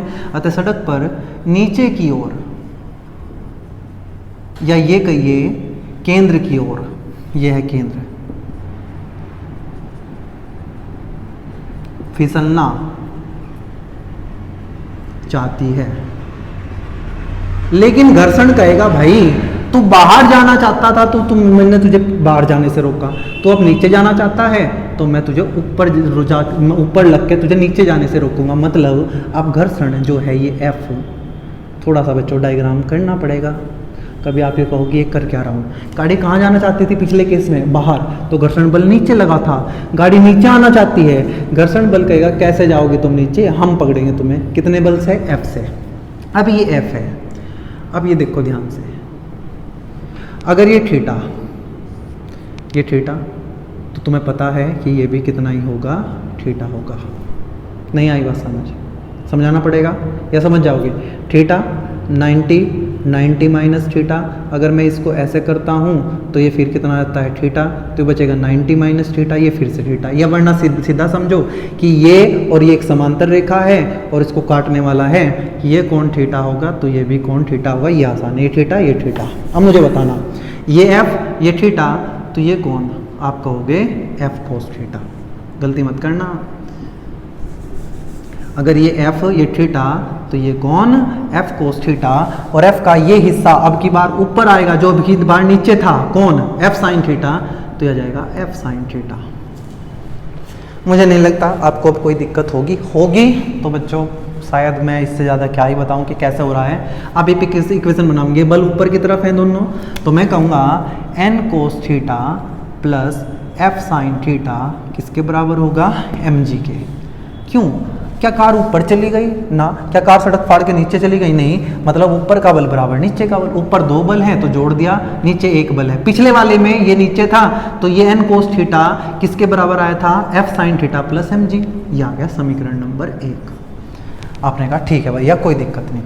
अब मुझे बताओ केंद्र की तरफ कौन लग रहा है, बताओ केंद्र की तरफ है n साइन थीटा और केंद्र से दूर कौन है, F कोस थीटा, तो केंद्र की तरफ टोटल कितना होगा, आप कहोगे केंद्र की तरफ n साइन थीटा, दूर की तरफ है F कोस थीटा, तो उससे घटाएंगे। ये पिछली बार यहाँ था इधर, तो हमने दोनों को जोड़ के लिखा था, ये विपरीत दिशा में अब लिखेंगे n sign theta minus F कोस थीटा। ये हमें क्या देगा, ये हमें अभिकेंद्र बल देगा, मतलब इसका मान हमारी ज़रूरत mv²/r से ज़्यादा होनी चाहिए। लेकिन क्योंकि मैं ये ढूंढ रहा हूँ कि अब इस v का मान कम से कम कितना होना चाहिए, देखो v घट रहा है, v घटने से कार नीचे फिसलना शुरू होगी, लेकिन हम कितना v घटाए कि ये घूमता चला जाए, उस v का न्यूनतम मान चाहिए, मुझे v का न्यूनतम मान चाहिए। ध्यान से सुनना, कन्फ्यूजन आएगा जरूर अब तुम्हें। मैं क्या कह रहा हूँ कि कार अगर इतनी स्पीड से घूम रही है √rg tan थीटा, बार बार बताऊंगा मैं, आप बोर हो जाना चाहे तो, गाड़ी बिना घर्षण की सहायता से घूम रही है, गाड़ी की स्पीड बढ़ी तो घर्षण, ये n साइन थीटा बढ़ नहीं पाया, गाड़ी थोड़ा ऊपर भागना चाहते, घर्षण ने पीछे खींचा, तो हमने कहा कि गाड़ी को कितनी तेज हम दौड़ा सकते हैं कि वो यहीं घूमता रहे, तो उसने कहा भाई तब तक घुमा ले जब तक ये तुझे F घर्षण बल तुझे पकड़ के नीचे खींच रहा है। हमने कहा ठीक है। ऐसे ही मैं यहाँ पूछ रहा हूँ, मैं अब गाड़ी को इससे कम स्पीड कर रहा हूँ, अब गाड़ी आराम से होती जाए, आप भी तो फील कर रहे हो कि अगर गाड़ी ऐसे यहाँ है और उसकी स्पीड कम होने लगे तो नीचे गिर जाएगी ऐसे, लेकिन हम अगर घुमाते रहें तो फिर चलती रहेगी।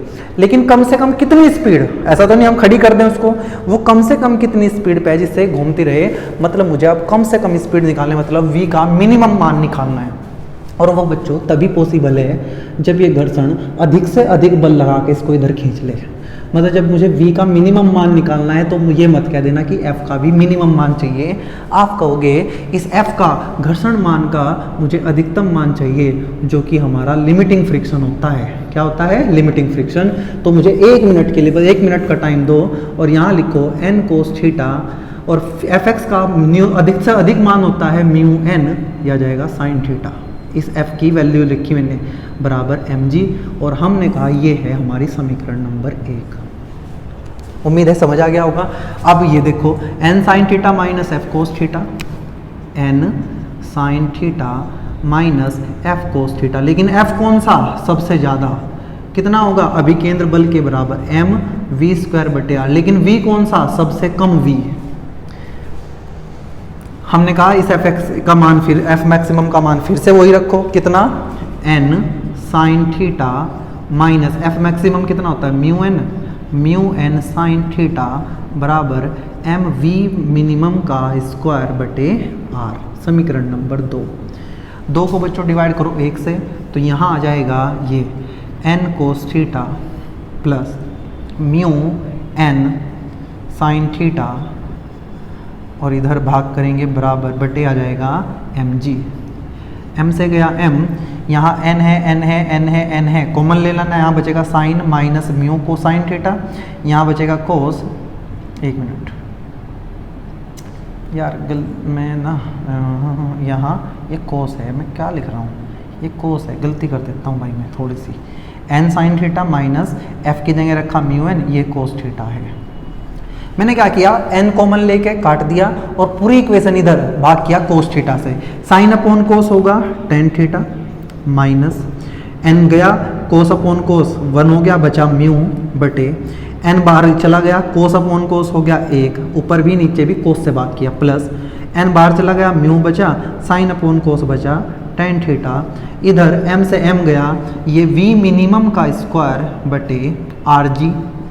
मुझे v मिनिमम निकालना है, तो हमने कहा v मिनिमम का स्क्वायर आ जाएगा ten theta minus mu upon 1 plus mu tan theta, और ये जो आर जी है उसका यहाँ मल्टीप्लाई में आ जाएगा, और ये स्क्वायर उधर जाके बन जाएगा अंडर रूट, तो ये आ गया हमारा v मिनिमम का मान। अच्छा अगर आपने नोट किया हो तो v मैक्सिमम में देखा था यहाँ प्लस आया था, यहाँ माइनस आया था। फ़र्क बस इतना रहेगा कि जब मैक्सिमम होगा ऊपर प्लस आ जाएगा, मिनिमम होगा तो ऊपर माइनस आ जाएगा। तो बच्चों मैंने इसमें आपको ये करके दिखाया कि कार को किस चाल से चलाएं कि कार को घर्षण बल की जरूरत ही ना पड़े। हमने कहा under root R G tan theta, इतने से चलाओ। आपकी किताब में यहाँ तक के न्यूमेरिकल ही मिलेंगे, इससे ज़्यादा न्यूमेरिकल नहीं मिलेंगे, लेकिन मैं आगे आपको पढ़ा रहा हूँ तो आपको समझना चाहिए। अगर v का मान इससे ज़्यादा बढ़ा दिया तो एक लिमिट ऐसी आएगी कि v अधिक से अधिक हो जाएगा और उससे बाद उसको घुमाना पॉसिबल नहीं है, वरना गाड़ी बाहर की तरफ गिर जाएगी। जैसे ही v का मान इससे ज़्यादा होगा, घर्षण बल गाड़ी को अंदर की तरफ खींचेगा, क्योंकि गाड़ी बाहर जाना चाहती है और इस घर्षण का भी अधिकतम मान है, इसलिए हम v को भी एक लिमिट तक बढ़ा सकते हैं। उस v का मान आएगा जो पिछला केस किया था, v मैक्सिमम बराबर टेन थीटा प्लस म्यू बटे 1 minus mu tan theta into R जी। लेकिन अगर मैं इसकी स्पीड इससे कम कर दूं, कम करूंगा तो गाड़ी नीचे आने लगेगी, स्पीड ज़्यादा है तो गाड़ी ऊपर जाएगी केंद्र से दूर, कम करेंगे तो नीचे आने लगेगी। वो v का सबसे कम मान कौन सा है जिसके बाद जिस तक गाड़ी घूम सकती है और उसके बाद गाड़ी नीचे आ जाएगी। हमने कहा वो इतना होगा under root tan theta minus mu बटे 1 plus mu tan theta into R G. बच्चों ये सारी कहानी हमारी कार के वृत्तीय पथ पे मुड़ने की थी। जो आपकी किताब में न्यूमेरिकल है वे यहाँ से हो जाएंगे आराम से। थीटा पूछ लेगा या v पूछ लेगा, ये दे के v दे देगा, r दे देगा, थीटा पूछ लेगा, थीटा दे देगा, r दे देगा, v पूछ लेगा, v दे देगा, थीटा दे देगा, r पूछ लेगा। इसी एक फॉर्मूले से कर लोगे। ये तो मुश्किल ही जरूरत पड़ेगी, लेकिन उम्मीद है इसमें दिक्कत तो नहीं होगी। ठीक है, चलिए अब बच्चों लास्ट टॉपिक पे बढ़ते हैं, और मुझे आपको साइकिल वाला भी कराना है। ये तो कार का मुड़ना सिखाया मैंने आपको, अब मैं लास्ट टॉपिक लास्ट के 10 मिनट में आपको साइकिल का वृत्तीय पथ पे मुड़ना सिखाऊंगा। ठीक है जी, आपने कहा ठीक है सिखाओ, हम सीख ही रहे हैं। साइकिल का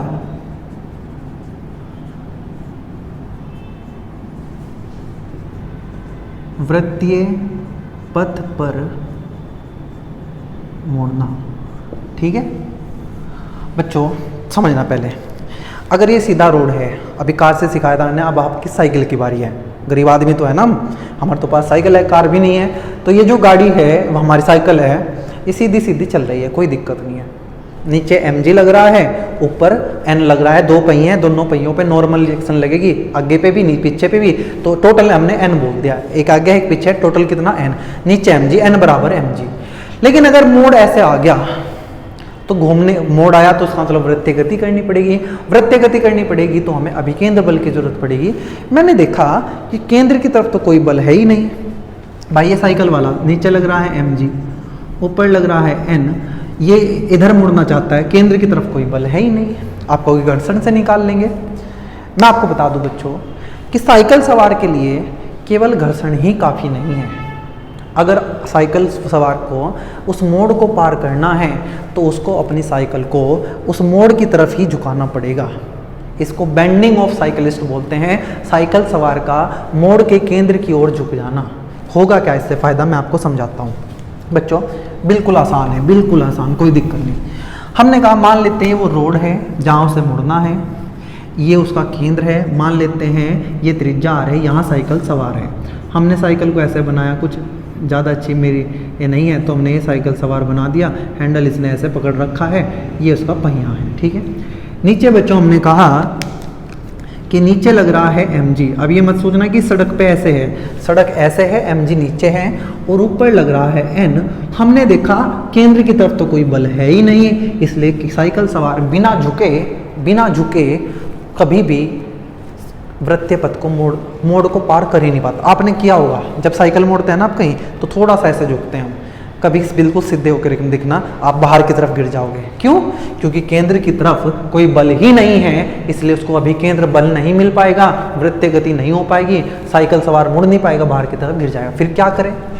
अब बच्चों ये साइकिल सवार क्या करेगा, ये थोड़ा सा ऐसे झुक जाएगा, थोड़ा सा, ये साइकिल है इसकी, ये ऐसे है, ये हैंडल है, ऐसे झुक जाएगा क्योंकि इसको ऐसे मुड़ना है, इस इधर झुकेगा। होगा क्या? सुना ध्यान से, ये बच्चों हमारी सड़क तो अभी भी ऐसे है। सड़क क्या करेगी, इस पे अब सुनना ध्यान से, जो मैं बताने वाला हूँ बहुत इंपॉर्टेंट है, बहुत बच्चों को ये पता ही नहीं होता जो मैं तुम्हें बताने वाला हूँ अभी, ठीक है। ये सड़क है बच्चों, जब ये सीधा आ रहा था ऐसे तो नीचे mg था, ऊपर n था। अब सड़क इस पे एक ऐसे फोर्स लगाएगी, उसका नाम मैं r दे देता हूँ। ये फोर्स किसने लगाया? सड़क ने। आप कहोगे ये n भी तो सड़क ने लगाया था, मैंने कहा हाँ लगाया था बिल्कुल, लेकिन बच्चों ये n केवल अभिलंब प्रतिक्रिया थी। जैसे ही साइकिल सवार ऐसे झुकेगा तो अगर सड़क और पहियों के बीच घर्षण ना हुआ तो क्या साइकिल सवार ऐसे फिसल, भाई ऐसे है कोई दिक्कत नहीं है, वैसे तो बिना घर्षण के साइकिल आगे नहीं चल सकती, लेकिन मैं ये मान लेता हूँ कि थोड़ी देर के लिए साइकिल सवार ऐसे खड़ा है, घर्षण नहीं है, और घर्षण नहीं है, उसने साइकिल जैसे ही ऐसे झुकाई, क्या सड़क इस साइकिल को ऐसे रोक पाएगी? नहीं, साइकिल सवार साइकिल ऐसे फिसल जाएगी और साइकिल सवार ऐसे गिर जाएगा। हमने कहा ठीक है, इसको रोका किसने? यहाँ साइकिल का ये पहिया जैसे ही ऐसे झुका तो ये फिसलना चाहता था दूर की तरफ, ये ऐसे था कोई दिक्कत नहीं, ऐसे इधर जाना चाहता है, यहाँ लगा घर्षण, इस घर्षण ने इस पहिए को दूर जाने से रोका।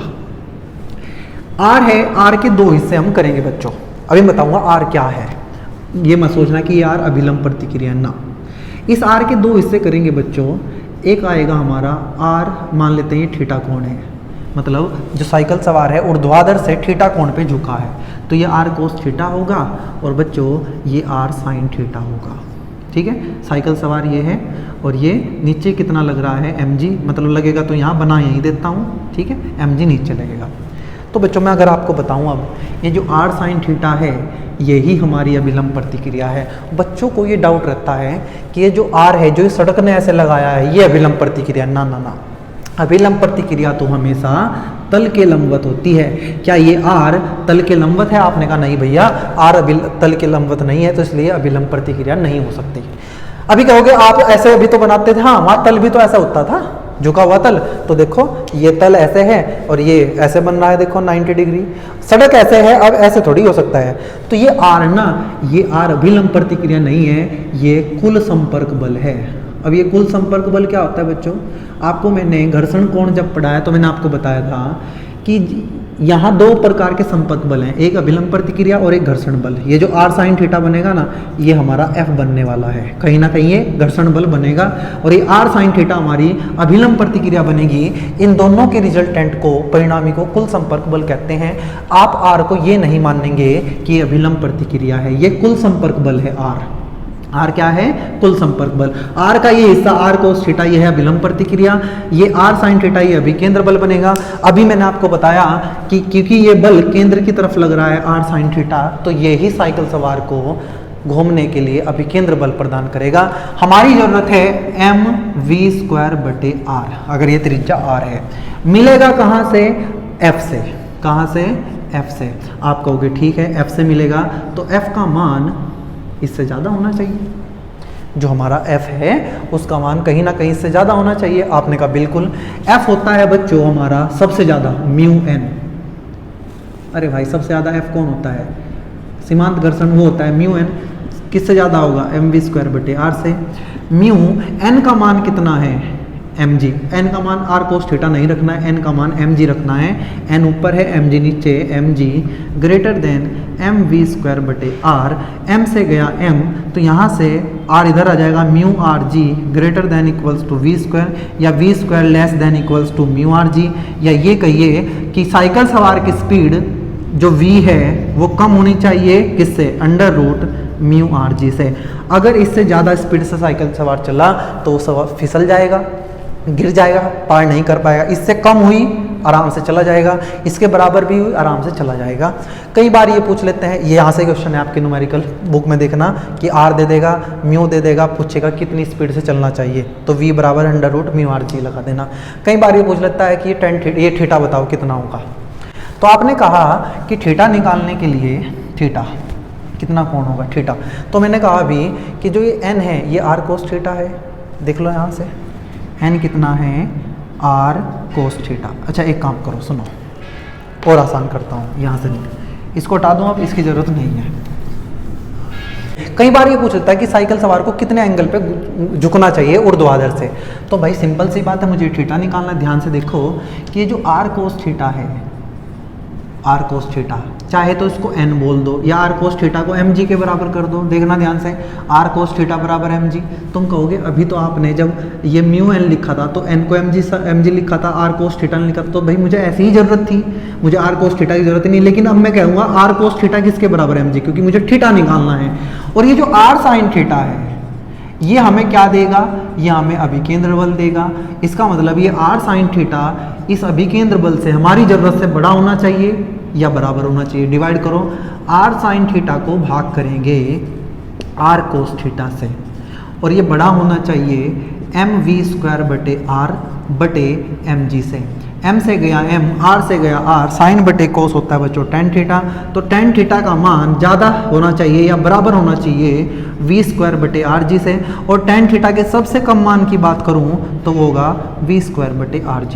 क्यों? क्योंकि tan थीटा या तो इतना हो या इससे ज़्यादा हो, तो सबसे कम कितना? v²/rg। यहाँ से बच्चों आप थीटा का मान निकाल लेंगे कि थीटा हमें सबसे कम कितना होना चाहिए, कितने कोण पे झुकना चाहिए। ठीक है, तो बच्चों आज की वीडियो में हम इतना रखेंगे। हमने वृत्तीय गति का डायनामिक्स भी पूरा कर लिया। बच्चों वो डायनामिक्स की बात बता दूं कि डायनामिक्स क्या होता है। ऐसा नहीं है कि मैंने कभी डायनामिक्स आपको नहीं बताया। जब हम किसी वस्तु की गति के साथ साथ उसकी कारण का भी अध्ययन करते हैं कि गति हो क्यों रही है, ऐसे फिजिक्स को डायनामिक्स बोलते हैं। यहाँ हम वृत्तीय गति का डायनामिक्स पढ़ रहे हैं। आज से पहले हम पढ़ते थे वृत्तीय गति हो रही है, त्वरण इतना है, इतना है, द्रव्यमान इतना है, लेकिन ये नहीं पढ़ते थे हो क्यों रही है। अब हमें पता चला कि एक अभिकेंद्र बल है जो इस वस्तु को वृत्तीय गति करा रहा है। बच्चों आज पूरा होता है हमारा वृत्तीय गति का डायनामिक्स, और इसी के साथ चैप्टर नंबर 5 बिल्कुल कंप्लीट हो गया है। कल के वीडियो से हम शुरू करेंगे अगला चैप्टर जिसका नाम है कार्य, ऊर्जा और शक्ति। लगभग 10-11 वीडियो उसकी भी लगेंगी। फिर इसके बाद हमें करना है रोटेशन, वो आपका जो द्रव्यमान केंद्र वाला चैप्टर। तो तब तक आप पढ़ते रहिए, मिलेंगे नेक्स्ट वीडियो में। धन्यवाद।